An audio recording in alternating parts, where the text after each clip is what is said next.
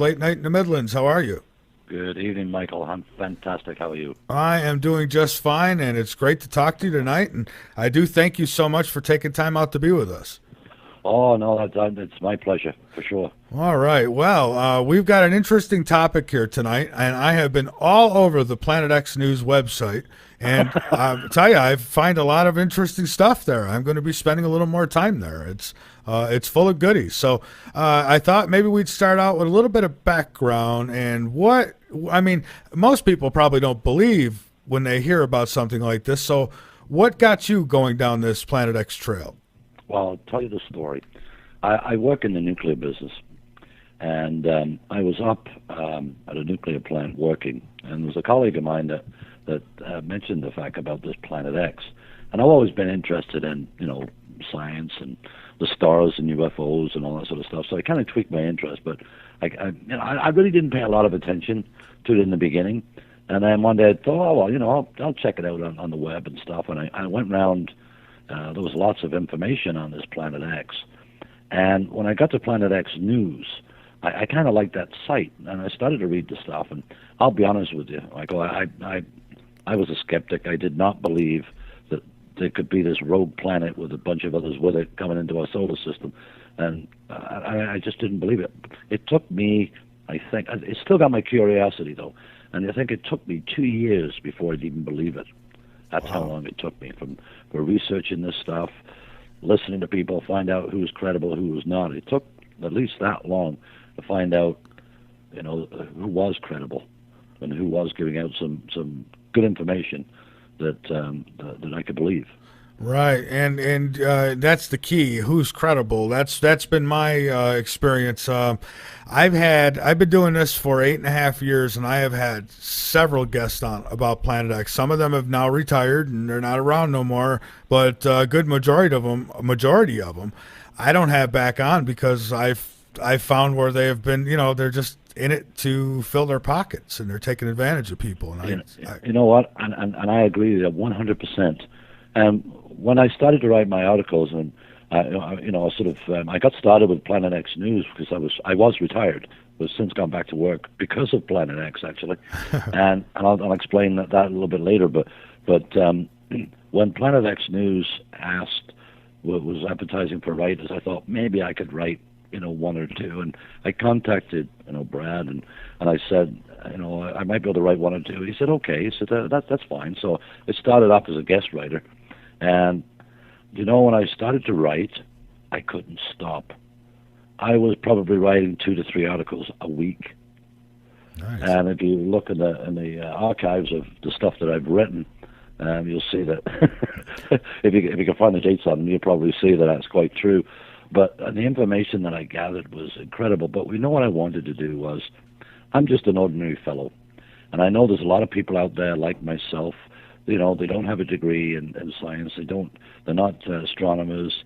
They know very little about that stuff at all. But I think they know that they've been lied to or being lied to. And what I wanted to do was sort of, hope they don't object, but try to represent them as an ordinary citizen, so to speak, to try and gather all the information I can and put it on that website.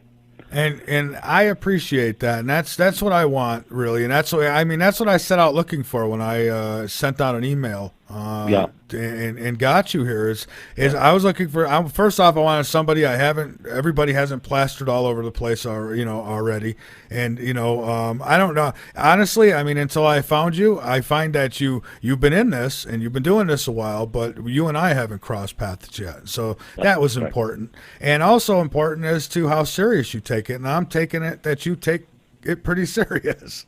Well, you know what? I'll be honest with you. It is scary. And the people that I've spoken to, and I've spoken now to quite a few people throughout the world, and it really affects their families, them and their families. I was astonished that just how much it does affect people. It affects their marriage, their relationships, all this sort of stuff. Because you have one partner that really believes and wants to prep and protect his family, and then you have maybe the wife, not all in every case, but maybe the wife that thinks the husband's going absolutely crazy. Yeah. I know of a few people like that where they split up because they couldn't agree. Yeah, and I mean, my wife, God bless her, She doesn't object to me doing this. She supports me in a certain way, but I think she's like most people. They don't really want to know, don't want to believe that it's true. And I think there's a lot of people out there that think the same way. This couldn't possibly happen. We've got nice blue skies and all this sort of stuff. But when I looked at all the evidence of the changes, not only on our planet, but all the other planets in our solar system, that's a matter of record with NASA. The weather on Venus and all these other planets has gone absolutely haywire. And that just doesn't happen. Something has to cause that to happen. Yeah, and there's always excuses for this stuff. I mean, I've had some say, "Oh, well, that didn't really happen. People are making that up." But I know for a fact that these other planets have been affected temperature-wise. Oh, yeah, they have actually violent storms on these planets now, which they never had before. And the rings of Saturn I guess some of the rings have disappeared, and all sorts of stuff is going on. And I think the increase too in meteors, even though NASA said, "Oh, we can track those." They certainly missed the one coming over Russia, and the excuse was it came out from the sun. But I mean, there's been one, I think, in Iraq that really wasn't publicized, and there's been several others too. And the increase has been absolutely dramatic. Yeah. Go ahead. Go ahead. Oh, no, go ahead. Yeah, the same with earthquakes. I started to monitor the earthquakes and also sinkholes, as well as extreme weathers like floods. I mean, this is unprecedented, those things that are going on. And David, if I may, you mentioned earthquakes, and I got to say, I've had Dr. Rand, who is on this, he does a show here, and Peter Kling, they do a show together. Them two have been talking about the earthquakes, and I knew that it picked up, right? But I didn't know. I finally listened to them guys, and I went ahead and I signed up at the USGS website and started getting these earthquakes sent to me, and I want everything that's 5 or more. And I'll tell you what, in the last week I've had I think 4 or 5 that were well over 6 that have come to me. I mean, that's a lot. I know, and I watched the program when I first started to investigate this. Do you remember the program with Jesse Ventura, Conspiracy Theories? Oh yes. Mm-hmm. I watched that, and I found that extremely interesting. And they brought up the thing about the underground bunkers that the U.S. had built.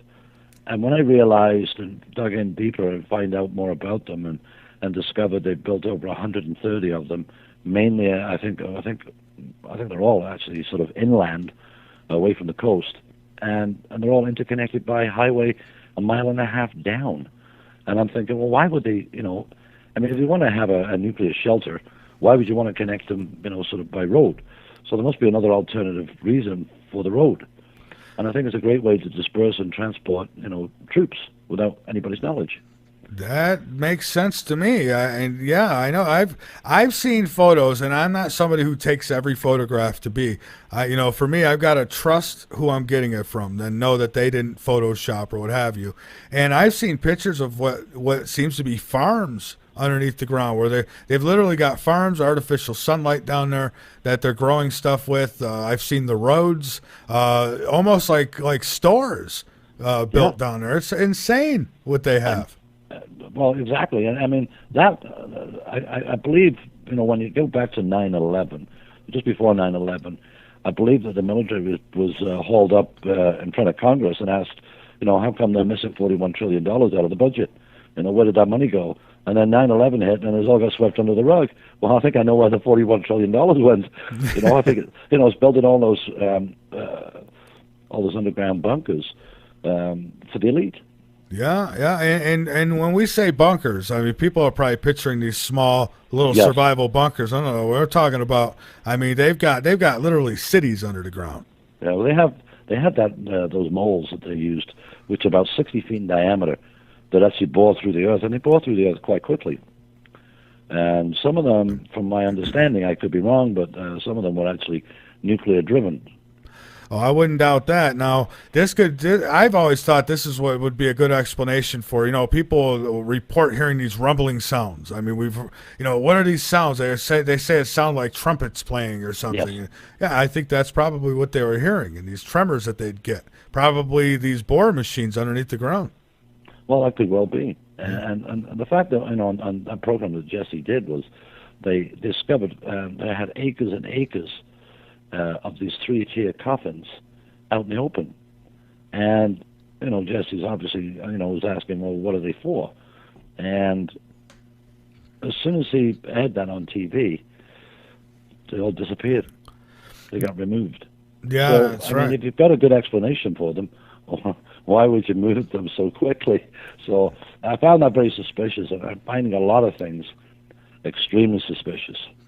Yeah, I agree with you, and this is why I cover this topic, and I've covered this topic since the day I got into radio, because I remember back in 1983, in my science class, a science magazine, little paperback thing that they'd hand out once a week, and it was from NASA, and I remember opening that, and it talked about Planet X, discovering Planet X, and how they some satellite had gone out of orbit. I think it was a Russian satellite. They said kind of went off course a bit, and it caught this thing they said it just came into the solar system just enough where they were able to get pictures of it, and they made it sound like, hey, it could be Earth-like, might be trees and this. So I remember being excited about it, but I didn't know what it would turn into later.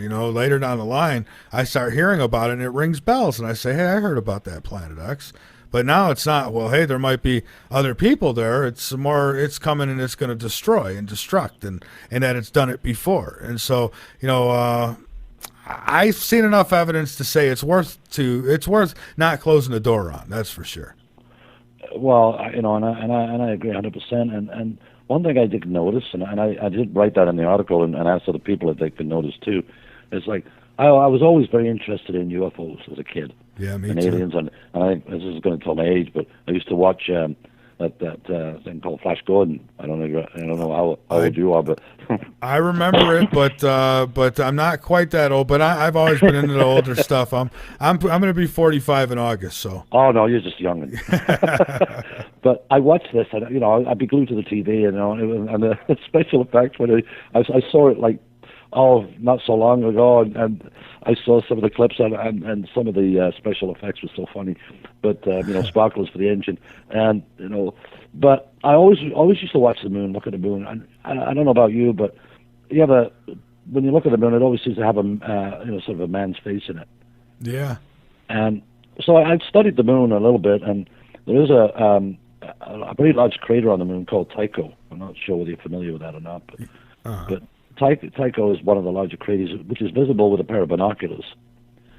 And what surprised me was that I was looking at the moon one day, and I thought, it doesn't look right. So I got the binoculars out, and Tycho normally sits at the 5 o'clock position. That's how I remember the moon, the man in the face. It's just a little cockeyed, but it's there. And it had moved 90 degrees. And to the 8 o'clock position, I'm thinking, how can that be? Because there's no engine on the moon for it to make it move. It's not rotating, it's stationary, it's supposed to be there, solid, that's it, not move. But I've watched it move both ways, 90 degrees at times. You get a full moon and watch that, I think you might be surprised that you might be able to see that. And one of the things that really convinced me there was something going on out there. So obviously I started to dig deeper and deeper and find out more information. And again, it's from the people I think that are credible, and I've actually contacted one person. I'm not going to mention names because I don't want to, single people out. But I contacted one person who is quite well known, and I asked him a question and stuff like that, and the reply I got was not really what I expected. Let's put it that way. I'm more or less wasting his time. So, that disappointed me too, because people want to know things, and if we can't get that message out in an honest fashion. And give them the information, because I have conversations with people, and I try and blurt out in 15, 20 minutes, what I've learned. Right. But I've learned this: you cannot convince people in 20 minutes what took me 2 years to be convinced of. All you can do is make them aware, and then they're going to have to find out for themselves.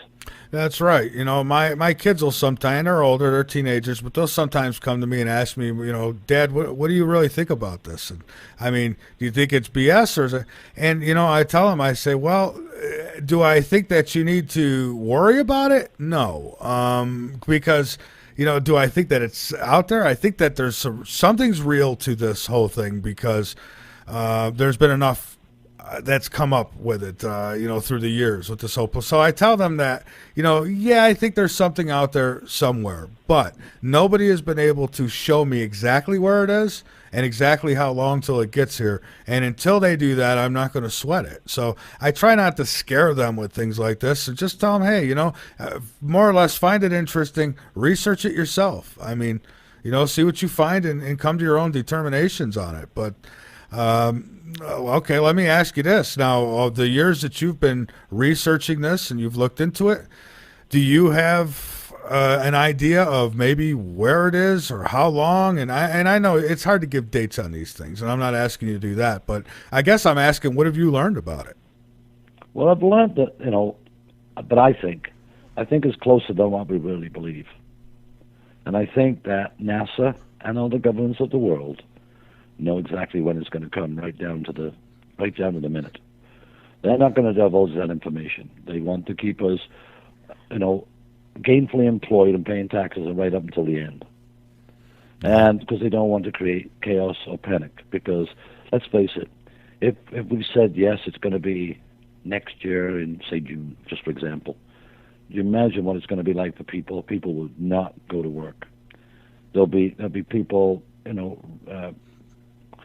pillaging stuff. It'd be absolute chaos on the planet. Well, yeah. I mean, think about it. That's why they don't say anything. Yeah, I mean, you get something like that. I mean, if they tell you, I mean, that's just like, I guess it's kind of similar to, them telling you, hey, you got 8 months to live. I mean, okay, well, why am I going to go crazy paying for this or paying for that? And in this case, people are going to, if it was me, I mean, I'd be more quick to sell what I got and try to use that money for survival purposes. But yeah, well, that's why I went back to work, because I was driving an ordinary car. I went back to work because I know that there's a possibility I might have to bug out, so I bought a truck. So that's why I went back to work, and started. I've got a room in my house that I call the war room, and that's where I accumulate a lot of things that I would need.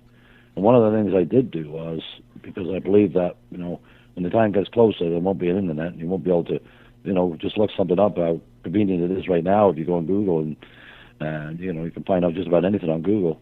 So what I did was I decided to make hard copies and buy the books of everything that I need to do, whether it's gardening, growing vegetables, or right to being out in the woods and surviving.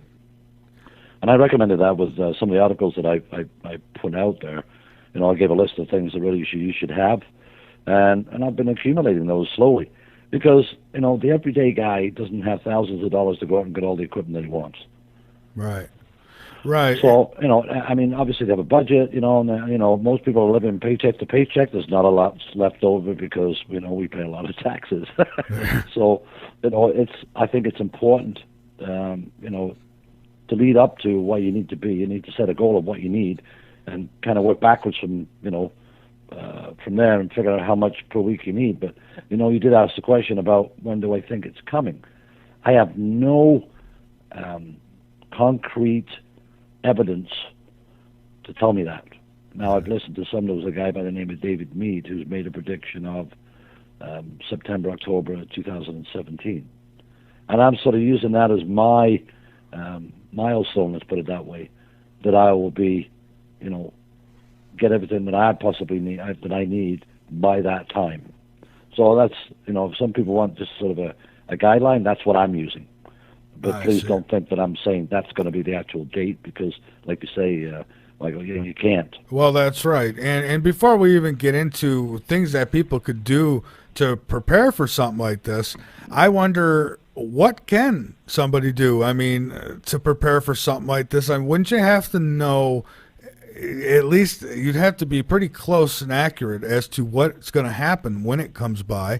And so I guess that'd be a good place to go. And that is, how close will it come to Earth based on what you've researched? And I mean, what are we expecting? Because I'm thinking if something like this is happening, it's going to happen. It's going to come close enough to disturb the Earth in a way that I don't think anybody's ever seen or felt or experienced before. And I got to wonder, would you really know where a safe place was, rather than you'd have to be kind of lucky to be in a place where you could survive with something like this, because it would. I mean, I would think that all the plates and stuff would be, dancing around. Well, they're going to be yanked, and then it'd be like I'm going to put it'd be almost like a mousetrap going off, because the plates are going to get pulled and slammed back down again, and they reckon it's going to change the shape of the continents.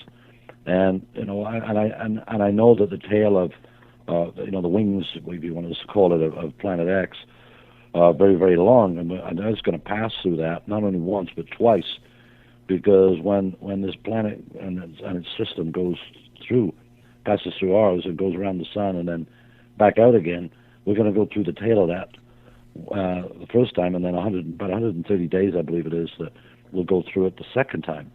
And it depends on which side of Earth is facing that tail. Will take the brunt of the debris that's going to be in that tail, and it's millions of miles long. So if you ever watch that movie 2012, where you see it's raining those sort of bus-sized meteors coming down on fire, I imagine it to be something like that. And that's what they reckon knocked out the dinosaurs. And that's what happened with the Great Flood, because of the Earth got actually flipped, like turned. And I believe that the Earth travels at about 1,600 kilometers, about 1,000 miles an hour at the equator. Then when the planet comes through, it's going to slowly stop the planet. And then you've got the amount of water that it's going to move, because at the equator, the height of the water is a lot higher. I'm sure you're aware of that. It's about 500 feet higher at the equator than anywhere else on the planet. So that 500 feet of water is going to go somewhere. So you can imagine when it comes into the coastal regions, obviously, the seabed slopes up to the land. So that 500 feet is going to amount to miles high by the time it hits the coast. And it's my understanding that even our sky, our atmosphere, holds about enough water to cover the whole entire planet with like an inch or two. I mean, that's a lot of water too. Yeah. Well, it is. And the research I've done is like, you'll take, a lot of Europe will be underwater, Great Britain will be gone completely. I think Japan will be gone, and parts of Australia and so on and so forth.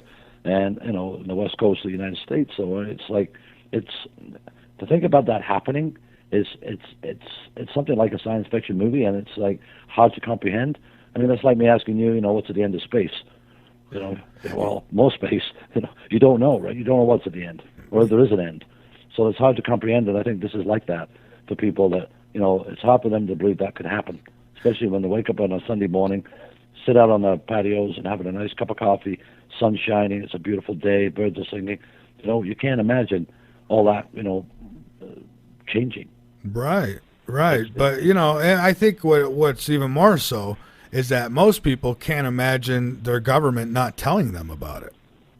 Well, yeah, that's the truth as well. That's the part that's hard to get them, because they go, oh, come on, NASA would tell us, or our government would tell they get angry when you tell them that they're being lied to, some of them. I know. And when I write some stories, and sometimes I get some reactions about that too, and I sometimes wonder whether they could, like, I don't know whether you heard the term, government trolls. Oh, yeah. But sort of paid individuals that try to discourage you from writing stuff.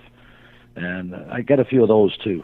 And, and I tell them, I say, I must have hit a nerve, and, it just makes me more determined to write more. And which it does. I want to know the truth. Me as an individual, and I'm sure there's lots of people out there do as well. I mean, I get laughed at and ridiculed, and I'm quite used to that, and, I'm okay with that. People have their rights to their opinion, and so be it. But I mean, I took up my gun license. I got those for a particular reason. Good. I go target shooting, but I know that I wrote a story on what it's going to be like in the aftermath, and it's not a pretty story, but it explains a lot of things that you have to think about in the aftermath of, especially when you have no food, no water. What do you do? And you've got millions of other people who might be walking around looking to take what you got. Well, yeah, I know. I had somebody say to me, "Oh, it's no problem. I got a hunt. I'll just go out and shoot some deer." I said, "Then you got to consider there's going to be probably thousands of other people watching you shoot that deer and want to take it." So it's like it's not as simple or as glorious as it sounds. It's going to be one of the most ugliest things ever, and it scares me to death. Yeah, it is. It is scary when you think about it. And if you want small examples, I say this often to my listeners. If you want small examples of what it'll be like, look at Baltimore. What happened there with just a court ruling. Look at what goes on Black Friday when people go to get their special deals at the stores. They'll stop grandma in aisle 5 to save $100 on that TV.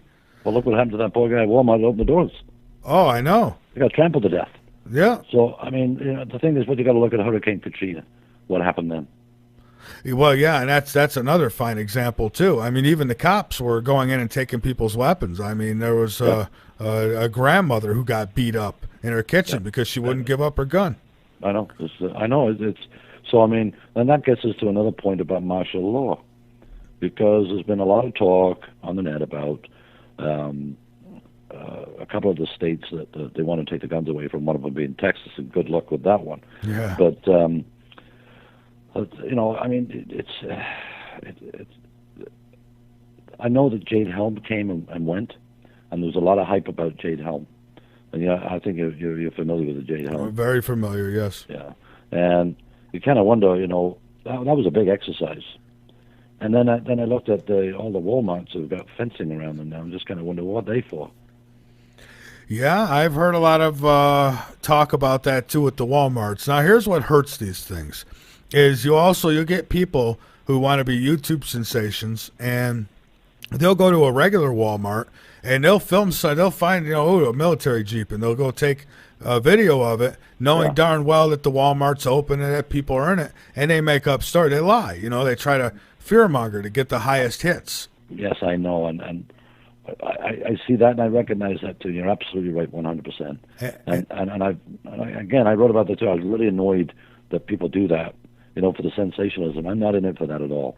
And it's funny because when I started my new job, when I got there, there's a couple of people sort of went, "I know you." And it was kind of funny in a way, because I'm not used to being sort of recognized when I don't know people, and I kind of had to chuckle to myself a little bit, and I wrote about that in an article too, and I got a real bad comment back saying, get over yourself, so to speak, but they misunderstood what I was trying to get across. It was for me, it was kind of nice that people had read my stuff, and I was getting the message out, and I felt great about that part. Right. And but as regards to feeling like a movie star, no. That's not my intent. All I want to do is get the message out and hope I can help people. I believe that I've helped some with their relationships, hopefully with the articles on how to get over, sort of how to lead the double life, which is very hard to do. Right. Because I'm living that now. I mean, I have to make plans with my wife to do this, to the other things, the regular things that you plan for in life. But then Triple D comes up and has to say, okay, now what have I got to buy to prepare for, what's coming? So then that's stressful. It is stressful. Now, here's the biggest worry of mine. If I was going to have a worry for the aftermath of a Planet X coming through, okay, if the people are not scary enough and those kinds of things, and of course the floods and the meteor rocks and all that stuff, how about, now you work in one, so you might have thought of this, but how about the nuclear power plants? How do you survive that? You don't. Well, that is the problem. And see, when you have spent fuel then is transported into a pool, an Olympic-sized pool, where it's kept cool. Once there's no hydro, no pumps, and the water's not circulating and they're not filling the pools, then what you're going to get is like a bunch of Fukushimas. Yeah. That's what you're going to get. And the radiation area will be quite large. And, you're going to have a meltdown in every one of them. And unless you can neutralize them, but nobody knows how to on this planet, then we're in big trouble. I mean, like, if you take that fiasco with Fukushima right now, the amount of plutonium and the pollution going into that water is unreal. And the damage that it's done is irreparable. Because, I think it's got a half-life of 100,000 years or 50,000 years or something. I can't remember the exact number, but it's like a long time. So the effects of that's going to be felt for a long, long time. And now imagine over 100 of those things going down. I mean, the whole planet would be worthless. Those people who are in the ground, hiding out in the ground, they'd have to stay there. Yeah. Oh, yeah, that would be there too. That would be there too. They live and die there. Yeah. Yeah. I know. So you kind of wonder, like, do you want to take me out real quick, or Do you think that the whole they plan on sending some people to Mars and all that? Do you think that this is? I kind of in the back of my mind I think, oh boy, what a perfect way of getting the elite off the planet. When they know something's going to happen. I mean, you know what I'm talking about, where they're vetting these people to do a reality type show and a one-way ticket to Mars. Mm-hmm. Yeah. Well, the thing is, I don't think they're ready to do that as yet. And I think Planet X will be here long before those plans will fall into effect. I think they're running scared, to be honest with you. Well, they should be. They're probably more afraid of lawlessness than they are of even the planet. Oh, absolutely. I mean, because just think. I mean, at that point, if you run into Hillary Clinton, I mean, you got nothing to lose, right? No, just have Donald Trump go in and meet with her. Yeah, there you go. That would work out pretty good. Yeah. But I know that people. What I try to write is to stimulate people's minds on how it would be and the best way to to watch for and things to watch for. I mean, you just take regular house pets, for example. If the people are starving to death, so are the animals. And then if the animals are out, they're gonna run in packs. Yeah. And if you're out hunting for a little rabbit or something, you could end up being lunch. Oh, yeah, that's very true. I mean, we've even here in the South, there's been times when there's been warnings of these dog packs, and this is civilized civilization. Wait till things break down. You're gonna have little Chihuahuas that are gonna be, hawking you down. Instead of the pit bulls. Yeah.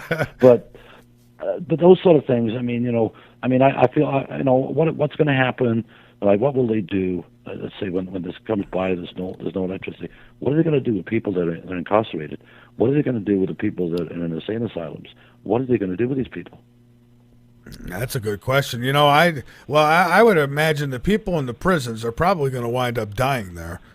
They're probably going to be caged. Power goes out. All destruction. Unless their cage opens on them, they're probably going to be stuck in it. Wow. And I mean, any survivors, I don't see them going to any prisons. I don't think that's going to be at the top of their list to go in and free prisoners. No. So, but you're going to see a lot of cannibalism. I think you will too, and I think you'll see a lot of people who will be eating their own pets. I mean, you brought up pets earlier. I mean, you're going to see a lot of that. And you're going to find pets that are eating their owners too. So, it's really going to get bad. I mean, and it's people say, "Oh, let's put us back to the 1800s." No, it's going to push us way further back than that. Oh, we'd be worse off than anybody, because our civilization now on this planet is so dependent upon technology that you take that away. If they can't go down to the Walmart to get their meat and their produce, and people are going to be done. I mean, that alone. So there's just so much going against the human race right now. If something like Planet X is to happen, I mean, the nuclear power plants, the power being on, I mean, you can forget it. You're not going to be turning lights on by a switch for a long time, if ever. Yeah, so it's going to be bad. And you look at some of the hot climates and the way the weather, I mean, we haven't even factored in how the weather would change on this planet. I mean, you might be used to palm trees and oranges where you live now. That might be a whole other ball game once something like this happens. Well, that's correct. I noticed even the winter here we had last winter was very, very mild. We hardly had any snow at all, and which is unusual. And I've watched the weather too. The weather changing. I mean, we had snow in the Caribbean. They've had snow in Mexico. The whole. I believe the Earth's wobbling like the moon is. I think it's tilting a little bit. I know the North Pole itself is moving. It's out in the sea now, heading towards Russia at a rapid rate. So I mean, if the Earth does tilt, I mean that's going to create havoc. As regards to the plates, the oceans will get all the water get ripped out of the oceans completely. Yeah, it's and you got the weight of the water is dispersed in a certain way. I mean, you start moving that, you get more weight, different areas of the planet. It's going to change the way the planet sets. Yeah. So but there was one warning they gave us, the USGS did, and that was the possibility or the imminent earthquake off the coast of like Seattle, on the west coast there. And they reckon if that goes, it's going to create a huge tsunami. And they reckon it's ready to go at any time. But what I was curious about was last year at Yellowstone, they closed one of the favorite trails they have through Yellowstone at high season, saying it was down for maintenance. And I'm thinking to myself, well, that's kind of a weird time to do that when it's high season. Yeah. But I wonder what's going on out there as regards to Yellowstone, because there's a huge amount of magma there, and did that let go, it would devastate the U.S. Well, yeah, there's that one, and there's a few others they say that would be absolutely devastating if they went off. But, Yellowstone, I remember not too long ago, the roads were melting. Now, I don't know as though if that's anything normal, but from what I understand, that's not normal. But, I mean, I don't think it would be. Why would you put roads where they're going to constantly melt? So, I mean, these roads were literally melting. They were bubbling, boiling. Yeah. Well, I mean, when you look at the amount of volcanoes that are going off now, I mean, 20, 30 years ago, if a volcano went off, it would be massive news all over. Yeah. Now they're going off, they're not even a mention hardly. We've got 40 of them on the Ring of Fire that are actually erupting. So why is that not hitting the mainstream news? It's almost like there's a gag order on the media. Let's just concentrate on the primaries, and let's not report the rest of the stuff. Unless there's a bit of terrorism, we'll throw that in. But we're just going to concentrate on Hillary and Donald. I tell you, people. I've thought about this now. There is this scenario that goes off in my head. Is I was just telling the kids tonight too. This is probably going to be the greatest presidential election run that they've ever witnessed in their lifetime. And I'm thinking, I was like, there's a part of me that wonders sometimes, why not throw these two? Oh boy, what attention they've taken, and maybe there's something bigger happening that people are missing, including myself. And I've thought about that. However, I'm a Donald Trump supporter. I'll say that, but I don't hide from the fact that this could be all a diversion.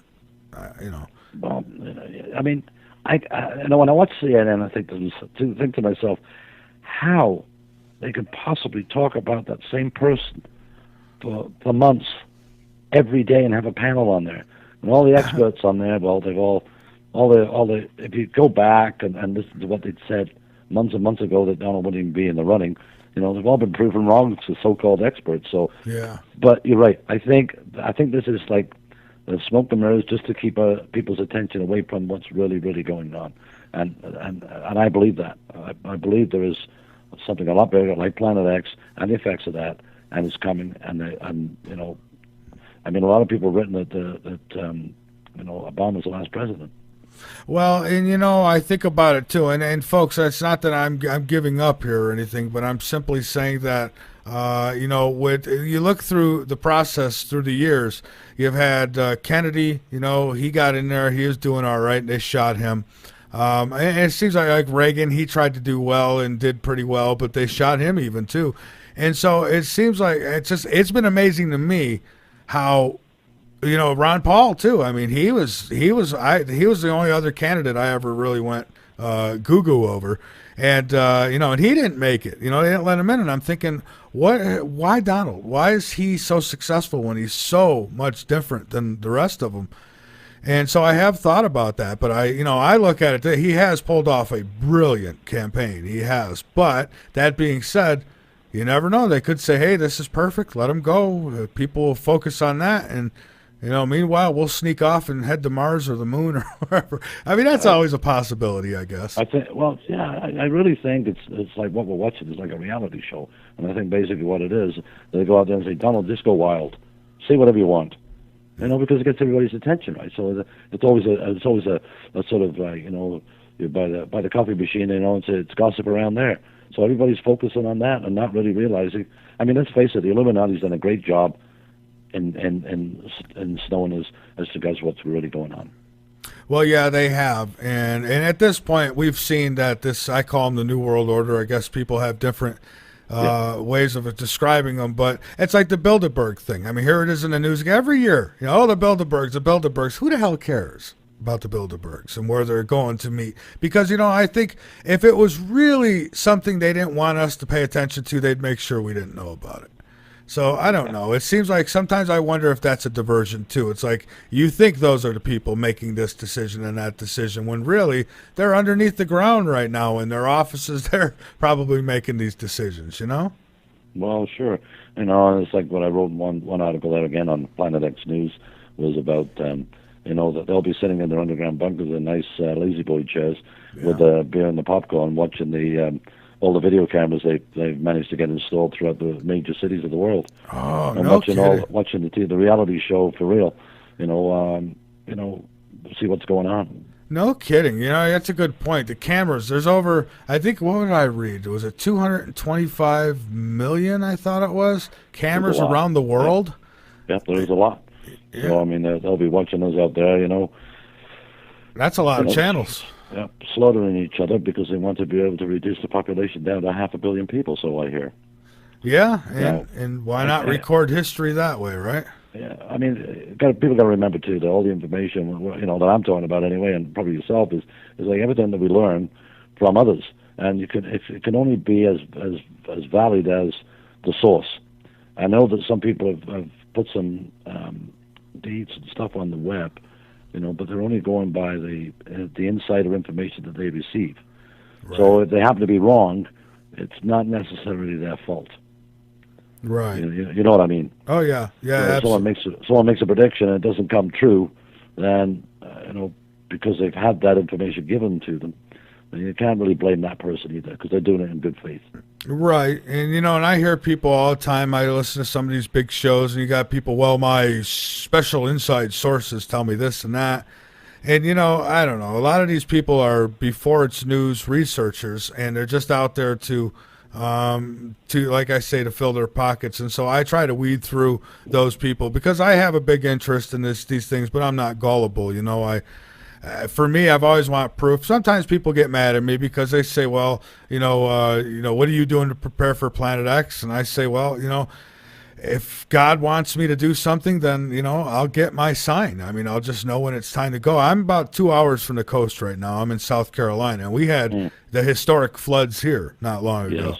And I'd never seen anything like that in my life. I'm originally from New York, moved here in '08, and that's the first time I've seen something like that. Seeing entire roads caving in from water, just seeing entire neighborhoods underwater. It was just incredible. I know it's amazing. In fact, you know what? Like we've just had in Ottawa, which is our capital there, we've just had the sinkhole appear. Oh. So if you Google that, Ottawa sinkhole, you'll see that we've had one, and it's like, where did that come from? And a lot of people say, oh, it's all due to fracking, and it's all due to this, that, and the other. No, it's got to do with the Earth's changing, and I believe it's going to cleanse itself, one way or the other. And that's something I wonder. And we got a break coming up, so I'll probably hold it for after the break, maybe discussion on this. But where I want to go after this break is how do we know how can we be sure what is maybe the results of a big body of something out in space that's affecting us, and based on or versus the technology that the military industrial complex has and uses, such as weather modifications and things. So maybe we can hit that a little bit on that when we come back. And so hang on with me for a moment. We'll go ahead and talk, and let's see how it sounds. There's been a lot of interference on the internet lately, and regarding all the scenarios that are coming into play. And then when I published the book last Friday, and people are coming to me like wildfire. In fact, one of them is somebody that introduced me to my introduction to get into the disclosure part, and tell my story. Well, I came across a guy who has been following Planet X since Sitchin invented it. He was inside DARPA. I can't disclose the name yet. And he told me some very interesting things over the weekend when the rapid sales and interest in my book came about. And he told me straight up that until some other person died, he couldn't say anything. Well, he did. And he's the only person that knows what he knows, and he's got some proof to do it. He flat out told me the Nibiru system is 700 or so years from getting any problems with the planet Earth tilt theories. But now you said since Stitchin invented it, just for the record, Stitchin didn't invent Planet X. He actually, his thing was the Nibiru, and I mean it's the same really, but I mean I think this came along even well before him, didn't it? Well, I'm going to be a little passive here because I have had other people come out towards me just recently and sent me their online video of his determination of the chemtrails and the alleged UFOs and all these other things. And when I watched it, and this is just going to be astounding what I'm fixing to say. Okay. I watched all 2.5 hours and me trying to respond to everybody buying the book and all that too at the same time. He accidentally crossed, and being a video editor, he used two certain filters, like the guy that came on the other night somewhere about they had this thing they could actually see what's in the skies. Yeah. Well, he started beginning to see things in all of the videos, and he put them together. It's been since 2012. I'm surprised I never crossed paths with this guy. But what he said, it's the YouTube video that's called "What Is in Our Sky." I mean, it's obvious. Big question. Well, when he broke it down, acquired some very interesting, detailed documentations of the X-17 or the 71. I forgot which one it was, but when he analyzed all this information and put it in his comments, it hit me right upside the head. Oh my God, it's in my book. And it's also in the air of the chemtrails. It's the nanobot technology. Well, they have certain cloud formation. People think it's all this, it's all this whatever. It's our own military that are making these things. Believe in them because it's a hologram technology, super hologram technology. The metals in the air and the ships they use are invisible, and they have multiple attached, and they're drones, thousands. In fact, there's 30,000 plus mama ships that detach from under. It's like an aircraft carrier, and I'm gonna be doggone if I didn't catch one on video at sundown today. Had the exact same features that he's showing everybody, and it just blew me right out of the water. And you can go look at it on my Facebook page to tell everybody, yeah, Ben's right. Well, I don't want to be the one to pop everybody's bubble about Nibiru, but well, I do want to look at it. I'm going to bring it up here. I'm going to text it to you. Hang on, just a sec. I don't want the server to go down yet. Okay, and let's get Dave's opinion. David, what do you think about this? Nanobot. I'll tell you now. If Nibiru never comes, I'll be the happiest man on this planet. Right. But myself, I believe there's so many changes going on. Whether it's Nibiru or not, if a catastrophe hits, the result's going to be the same. It could be Nibiru, it could be a meteor, it could be anything. So I certainly believe there's something out there that's coming our way. There's been so many pictures that have been sent to me, and they're not all lens flares. There's something out there. I'm fixing to tell you what holographic, I don't know. Yeah, I'm fixing to tell you what it is. It's the super hologram program that the United States Air Force has and has been using since they started doing this. It's to generate mass chaos and fears in individual, like the religions. They're gonna, and it's been talked about all over the internet.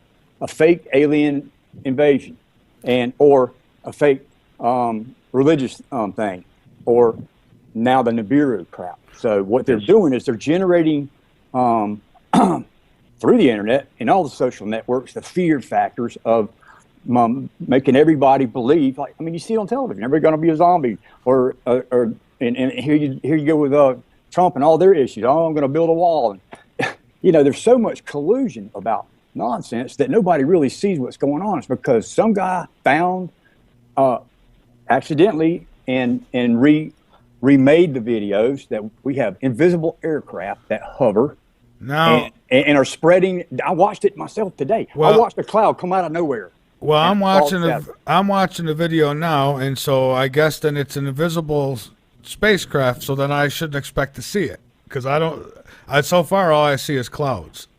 And I'm not trying to be sarcastic. Well, I want you to go. He's got 19. I mean, I'm not going to try to make y'all do this time.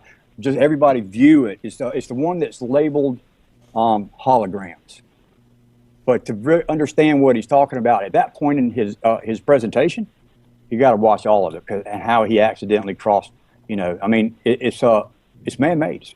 It's American-made. I wonder what the end goal is. But here's who really knows what it's for? Well, I figured it out today when I saw it myself. And a chemtrail feeds it once they start generating these clouds, and then sometimes you see a chemtrail. And I know everybody watches them. There's like a dark spot in them. That's the bent light, the technology they have on the skin of the ships that makes it look like. Well, who was the guy that made the Statue of Liberty disappear? Remember that? I know what you're talking about. David Copperfield.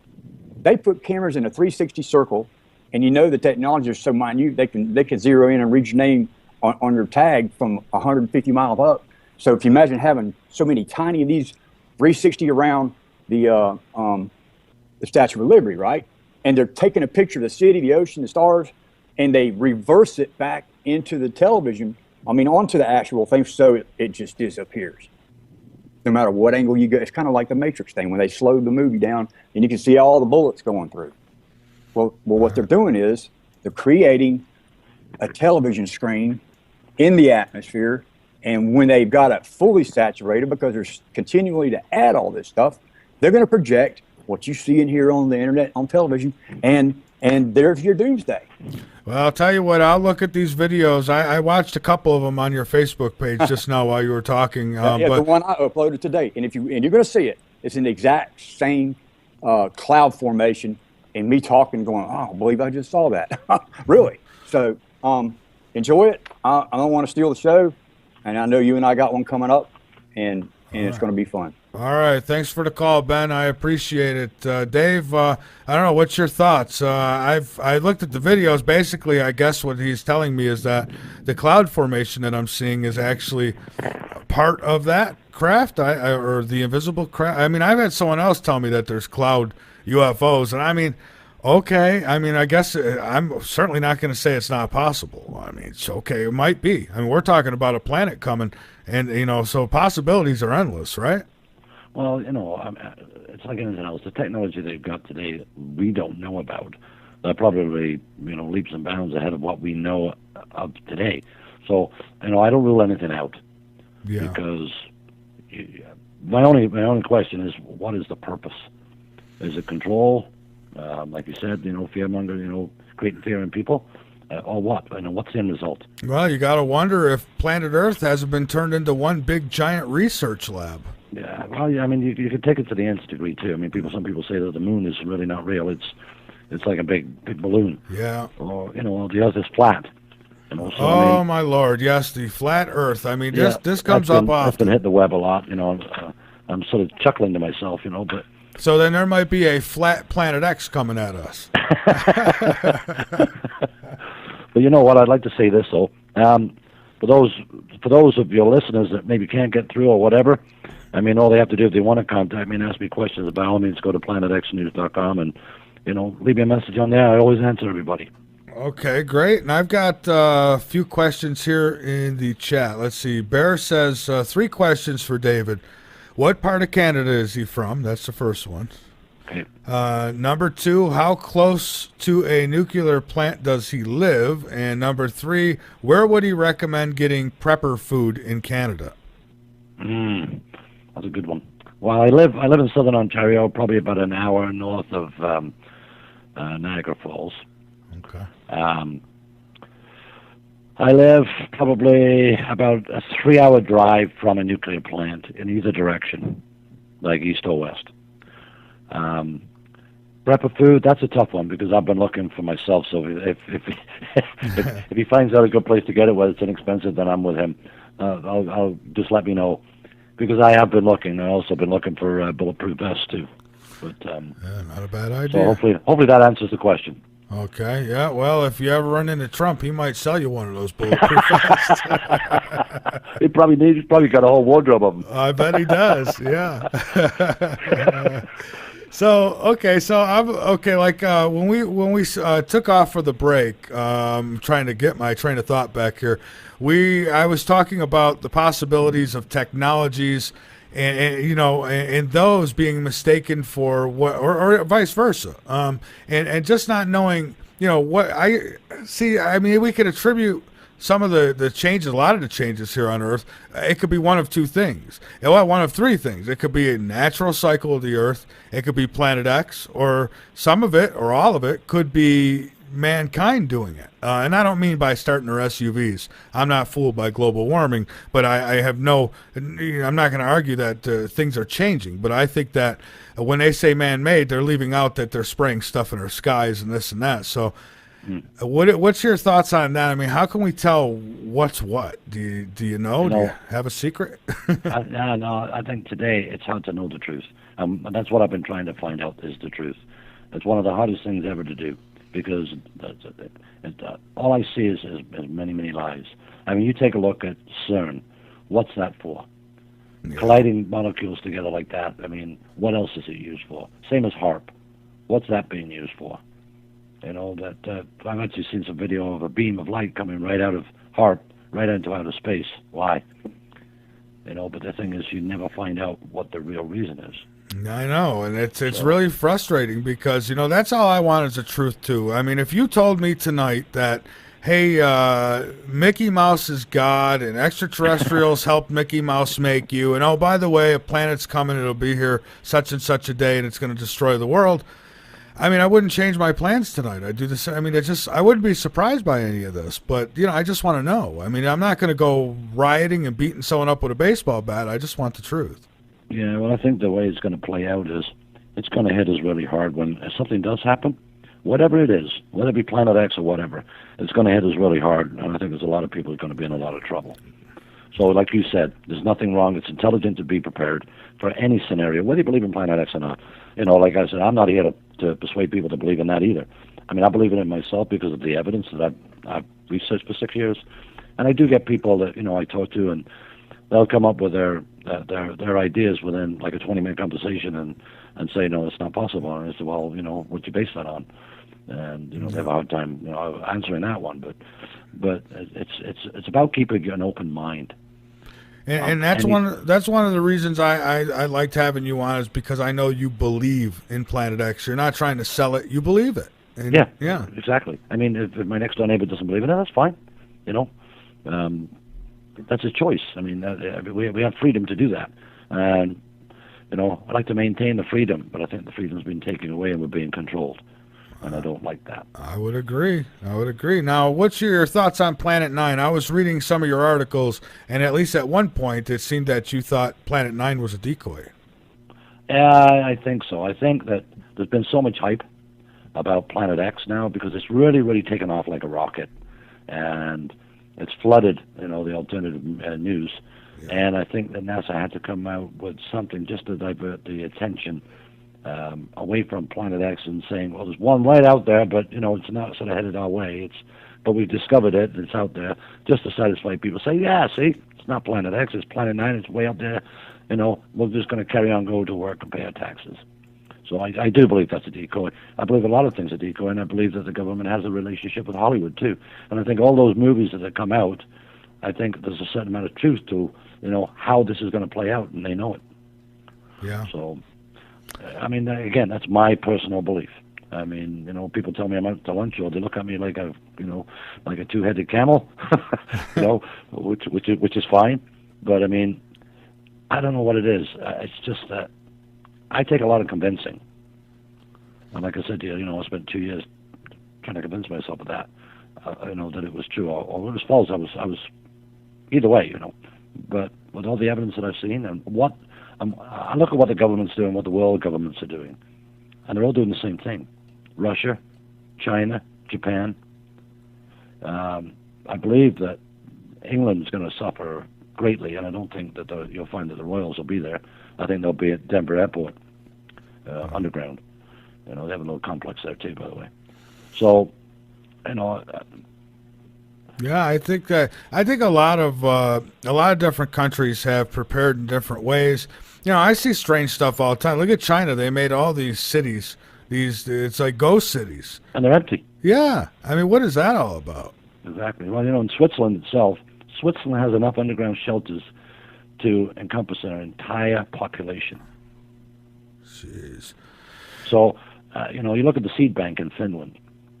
There's millions upon millions of seeds stored there from every country in the world. And then you look at Australia. I mean, I hear from people all over the world. I've got, from Colombia to Australia, to India, and they tell me what's going on in their country. So you're getting it firsthand. I mean, there's so many things going on in Australia that's not being reported. Massive flooding there too. Extreme heat. We've blown every record in the book for extreme heat, ever. Yeah. So what is causing that? Nobody's come up and given me a good explanation to say this is it. I mean, they're talking about, the cold spell was a vortex. Why did we hear about a vortex 30 years ago? Yeah. All of a sudden they come up with these fancy names to distract what's really happening.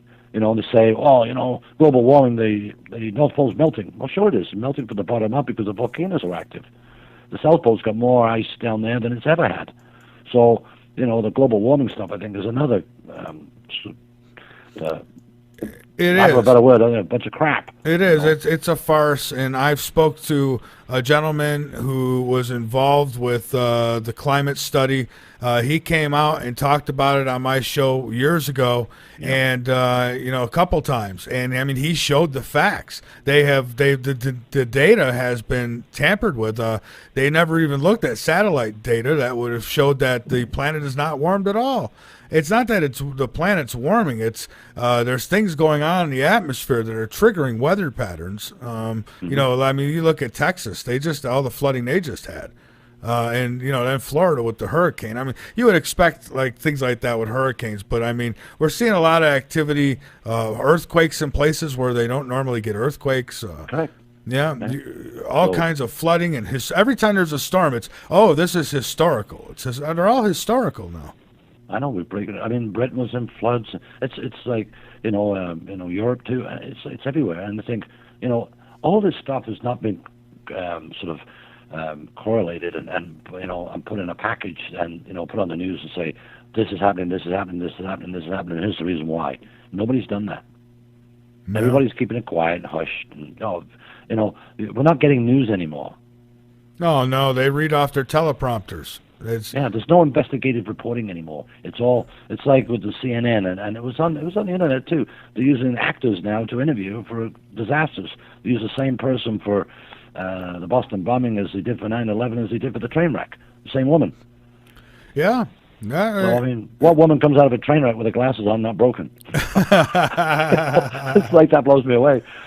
So I mean, the problem being is we're so busy with our lives, Michael. I think that people just take a quick glimpse and believe what they see on the TV. I mean, I can remember my grandmother saying, it's on TV, it's got to be true. I know, and we're into that kind of, sort of information, zombie-like sort of mentality. Well, I mean, I go to the cafeteria at work, and it's like looking at a bunch of zombies because every one of them's got a cell phone around with their heads down. Nobody's talking. It's quiet as a mouse. I thought it was in a library. Yeah, I see that if I go to a restaurant or anything. That's the way it is. Everybody's looking down at their phones. I'll elbow my kid and I'll say, look at all the zombies. Look at them all slaving to their technology. So, you think about, you're talking about you're always having an interest in ET and alien and UFOs. Me too. And boy, if you were an ET and you wanted to take over this planet, or you wanted to even just study the planet or experiment with people on this planet, how easy it is. Just hook up to all the satellites out there, and you're hearing every phone call. I mean, it's like space NSA. And now they get these devices. Let's put these devices in their hands, and we'll get these people so attached to them that eventually the mind control, which is probably happening, is probably right through these devices that they hold. We're sitting there and we're looking and going, look at these fools. They're with family. Why don't they talk? Why are they looking at their phones? When in reality, they're probably being, hit with a frequency and mind controlled. I mean, Well, I'll tell you, personally, I hate texting. I don't even have a cell phone. If you need to tell me that, bad, phone me.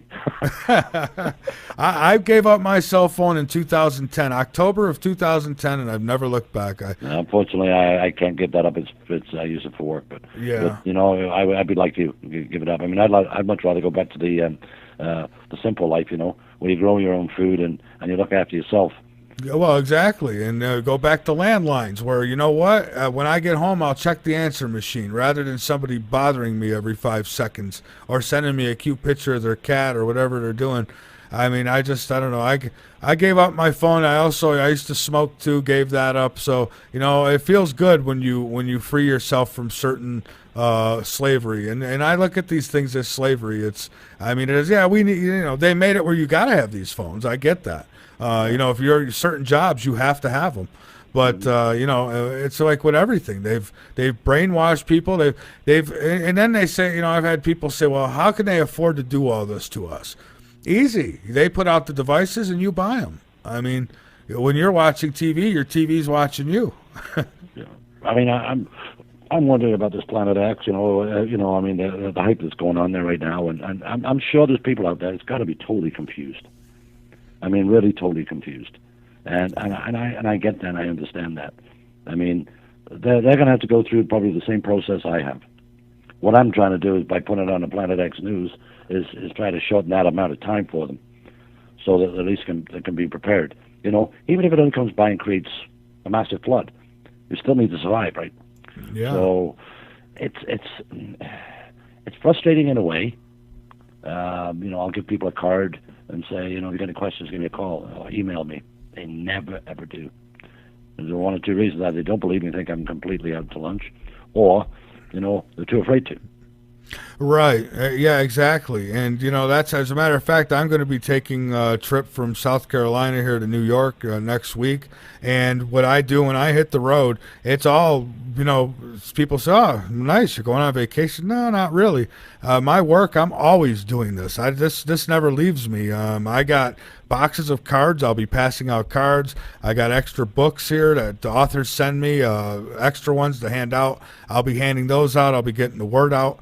And I bring up conversation when I come to these people. I'll shake their hand, tell them, hey, this is what I do. Have you heard about cancer cures? Have you heard about Planet X? Have you heard, and I bring these things up. And this, I love it. I mean, I love it going around when I get a chance to do it. I'm also going to be taking a trip to Minnesota later this month as well. And on the way, same thing. Cards, I stop in every state. I stop at those welcoming centers. I go and I force the truth on people, whether they like it or not. Mm-hmm.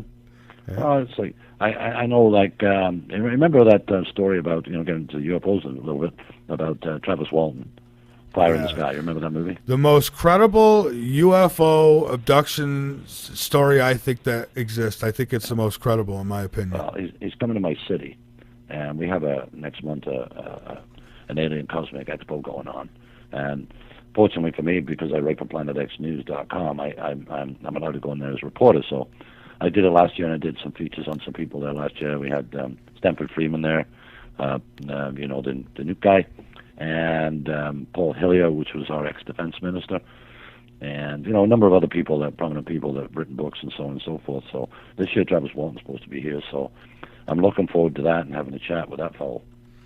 I've been looking forward to having a chat with Travis Walton for a while, and for some reason he's not. I guess he's not easy to get on your show because he's told me, yeah, give me a month. One time he did say he would, but I've not been able to get him land a date and get him on. And I've talked to Steve Pierce, who was part of his crew that night. I talked with him, but not Travis yet. And it'll happen one of these days. He'll be on. Oh yeah, I'm sure you'll get him. I mean, you got a good show going here, and I'm really enjoying being on with you, and I really appreciate it. So it's been a lot of fun, and I encourage people to phone in and ask questions because, like I said, I've been at this about 6 years now, and that's a long time to maintain a faith.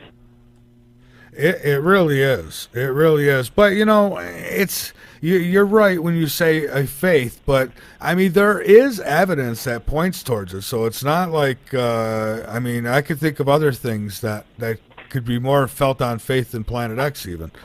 I mean, if someone tells me, oh, it's not that, it's this, and can prove it to me, then I'm fine with that.